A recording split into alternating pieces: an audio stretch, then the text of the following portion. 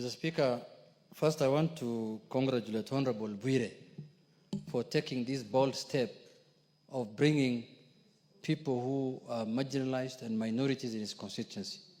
Mr. Speaker, this is what real representation is. Mr. Honorable Bwire, congratulations for the work you've done. This is how you represent your people, by especially taking care of the minorities. But having said... They are worse than minorities, they are stateless. They are stateless, actually. Yeah, right, Mr. Speaker. They're even worse than minorities. But having said that, Mr. Speaker, people only realize the fruits of their rights, enjoyment of a rights, when you lose it. Mr. Speaker, there are people also in this country who face a lot of discrimination in terms of even acquiring. Kenyans who are unable to acquire national documents like national identity card and passport. Mr. Speaker, I am shocked. I am shocked when I saw a governor in this country, in this Republic of Kenya, Mr. Speaker, shouting at the top of his voice from somewhere in Mount Elgon or somewhere there in Trans Nzoia, saying some Kenyans should not be given the identity cards. Mr. Speaker, I came to realize the training of a person is very important in life. And the way I'm getting trained in this house, Mr. Speaker, is what has made me serve the people. Mr. Speaker, some of the people who have gone through the provincial administration, who have served in that region of northern Kenya, Mr. Speaker. I started training you when you were a councillor. Kabisa, Mr. Speaker, yes. In Malakisi. You took me to Malakisi in 2005 so that I can interact with the public, you remember. Yes. Mr. Speaker, a whole governor stands in his place addressing a gathering of Kenyans saying that other Kenyans must be discriminated against. Mr. Speaker, I know the governor was a former PC or a former DC, and I know the culture that goes on when you are especially posted to northern Kenya, where you have to be paid for you to give somebody's identity card. And that's how some of them have made their money, Mr. Speaker. That is a colonial mentality. That man does not deserve to lead anybody in Kenya, Mr. Speaker. It is very, very heartening, Mr. Speaker. Disheartening.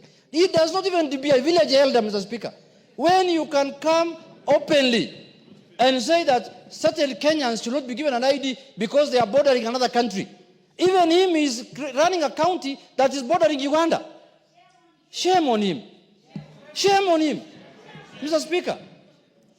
Mr. Speaker, I know that community is discriminating against live in Trans Nzoia, Mr. Speaker. And you know you are their leader, Mr. Speaker. You come from there also. I can assure you they will never vote for him again. He has lost those votes. His name is Honorable Natembeya or Natembeya. Natembeya too. He's just running everywhere, Mr. Speaker. Mr. Speaker, I was taken aback, Mr. Speaker. I know what discrimination people go through in that region. There are many children in northern Kenya who have finished schooling, they have finished colleges, they have finished universities, they cannot get employment because they don't have an ID. They cannot even get admission to university because they don't have an ID. That is the kind of leaders nowadays we have in Kenya, who is openly saying in a public forum that let us discriminate against this community. And you are calling yourself a governor who is supposed to be leading a multi-society, multi-ethnic, multi-religious county, Mr. Speaker. Mr. Speaker, this is where I know tomorrow he'll be shouting in a burial there, in Bukusola and in Trans Nzoia, abusing me. I don't care. This is why I will speak. People of Suna, who I represent, who include Luos, Koreas, Subas, Somalis, lawyers, Guerrilla, everybody have told me to speak here and tell that governor that he's wrong. He cannot discriminate against other Kenyans. Who is he, Mr. Speaker? What the hell does he think he is? Keep on, talking open. And I don't know why NCIC is no longer functioning. I thought the first person they will arrest or they will summon is that governor, that rogue governor. Is actually the rogue governor. Yes. Mr. Speaker, bordering another county does not mean you must be discriminated against. How many counties border other countries? Mandera borders another country. Busia borders another country. Where I come from, Migori, borders Tanzania. Narok borders Tanzania. Trans Nzoia borders Uganda. Kwale borders Tanzania. That does not mean that you have to discriminate against Kenyans who are staying in those counties. If he's fearing that that community is going to have numbers in the next election, and they may vote for in a certain way, let him tell his community to give more birth to more children. Mr. Speaker, I am taken aback, and I'm going to bring a petition, by the way, to discuss that matter in this House. Mr. Speaker, a national leader who is running a county, I repeat again, that's multi-ethnic, multi-religion, denomination. Mr. Speaker, that cannot be left.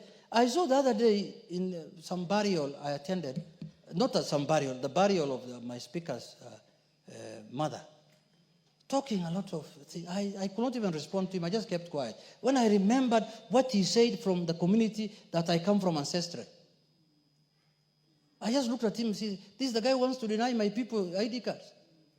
This is the guy who wants to discriminate against other Kenyans. This is the guy who wants other Kenyans to be called non-Kenyans.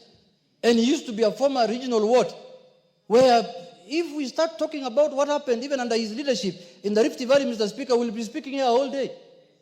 People were tortured, people were killed, houses were burnt in the Mau Forest, people were removed from Mau Forest at night, their homes burnt, everything done, people died, and he still has the audacity to tell everyone who cares that, oh, you're a stupid man, I can talk whatever I want. You cannot discriminate against other Kenyans and you expect us to keep quiet. We will not do that. Thank you. Thank you, Mr. Speaker. But, Mr. Speaker, I will say what I've said on this floor of the House, outside the House, and I will go even to Trans Nzoia in Kitale Town and say it. Those very much, Mr. Speaker. Thank you very much. Karole Omondi. Thank you very much, Right Honorable Speaker. Let me take the opportunity to congratulate Mheshimiwa Honorable Bwire for the bold step of bringing the people of Pare ancestry to the National Assembly. I think as leaders, our job is to find solutions. That is why we are here. We can ventilate, we can say as much as we want, but if we don't offer solutions, then I don't think we are rendering the service that we are expected to do. On these two issues, we already have a solution which I've already proposed and which is being processed by the help of the Speaker and the Clerk. On the issue of the Pares and the other stateless, I've already proposed a bill, Kenya Citizenship and Immigration Bill, which will create a new category of acquiring citizenship by ancestry in terms of historical connection, lineage, affinity, consanguinity, and we'll also implement the right of return for all Africans who are exported out of Africa. So that is a solution. What this House should do is to support that. The second thing, the idea of IDs. Already I've proposed a bill, Registration of Persons Amendment Bill, that will enable students to get ID cards and voter cards while they are still in school. This afternoon, we reiterated what we said in Naivasha, that we should prioritize members' bills. All these solutions are amongst us here. It is up to us to actualize the solutions. So I would plead and give the Wapare people assurance that at least in this House, there'll be a solution.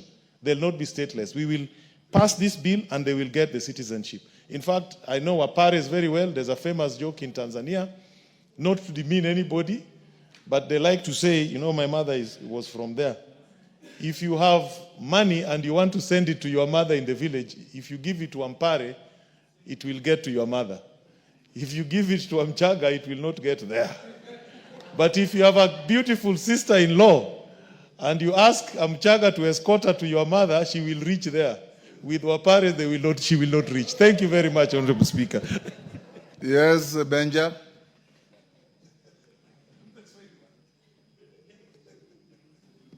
Mr. Speaker, thank you for giving me this opportunity. Chukua dakika moja moja. Thank you. Mr. Speaker, let me first of all welcome the guests in your gallery, Mr. Speaker. And I think their visit will go down in history as having brought the necessary changes in this republic. Mr. Speaker, to be a stateless person is the worst discrimination that you can ever be. Mr. Speaker, I'm talking as a former ambassador of Kenya to the Republic of Namibia. And Mr. Speaker, sometimes you find Kenyans who have found themselves in another country without the necessary documents. And the treatment they get, Mr. Speaker, is very bad. So, Mr. Speaker, I want to support the comments made by my colleagues. I also have a community from Rwanda who were brought a long time ago, Mr. Speaker, to come and plant tea in Kericho.